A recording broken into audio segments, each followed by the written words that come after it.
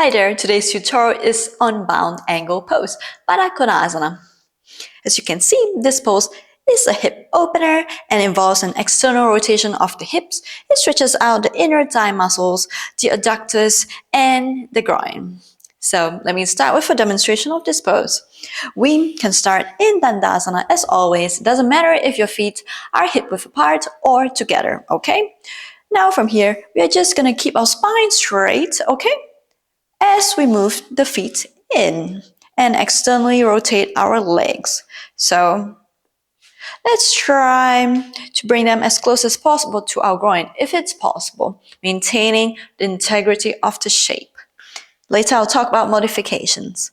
So bring the feet as close as possible to the groin if you can, and then relax the knees so that the knees can nudge themselves down to the ground, and keep your spine straight so that you can work on the strength of your back muscles. And if you wish, you can hold on to your feet and smile. Okay, now let me talk about two most common errors in the form that I see in beginner students.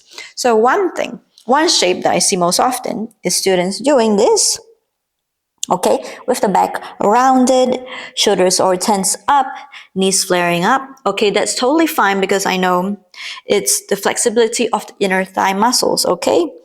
And like that. In this way, let me show you from the side. And the second shape, most common, is when students try to bring their ankles, their feet towards the groin, their sit bones start coming up, and so they reach their hand behind their backs to lift actually not lift their hips, to support themselves, their body weight, because their sit bones are coming off the ground, because you're trying to bring your feet close, okay, so they end up something like that. So let me show you how to correct this, all right? So if your sit bones are coming off the ground, or your back is rounding so much in this position, one thing to do, please distance your feet away from your groin as much as it needs for your back to be straight.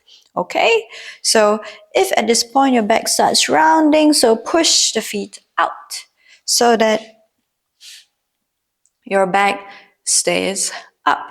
And I know that sometimes students have a tendency to hold on to their knees as a protective mechanism because of the stretch that they feel in this area. Okay, so in that case, let's bring in blocks. You can place blocks under your knees to prevent gravity from pulling down too much. And if that is not enough, you can even bring the block higher up. Okay, so if you feel it's like that you're having a comfortable stretch in this area, you are able to keep your spine straight, stay here, and that's all good. And if you might feel like it's not high enough, you can maybe bring in another block, have two blocks stacked in this way, or even use your hands to support your knees.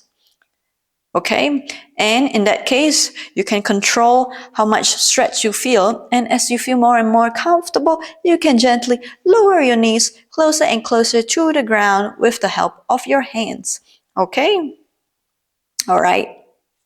So another thing is we can try to use the block and sit on it.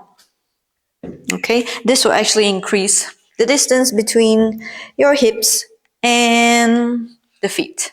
So it should make it slightly simpler as well for you. And if you still feel a lot of stretch in the knees, you can still always put blocks under the knees while you sit on the block, okay? So now your feet are further away from you. Maybe if you can try to see if you can bring your feet closer in to you while maintaining the spine straight, okay?